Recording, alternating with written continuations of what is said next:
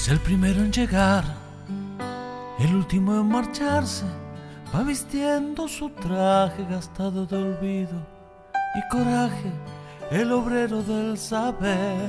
Por un sueldo modesto va otra vez a clases de una inmensa misión. Debe aportarle a la vida algo de sabiduría con afán de educador.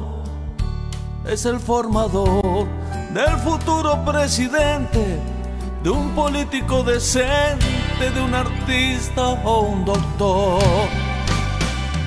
¡Qué grande tu vida, mi maestro! ¡Qué grande es tu grata ocupación! Fracciones en mi vida no te olvidan. ¡Qué grande tú sí ser maestro! Bendita con esta vocación. Tu acción, tu lucha y tu nobleza no se olvidarán jamás. Me enseñaste más palabras que mi padre, a amar el suelo y el lugar donde nací.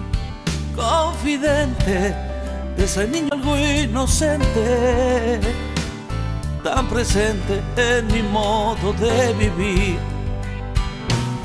Soñador de un mundo más parejo, escritor de un viejo pizarrón.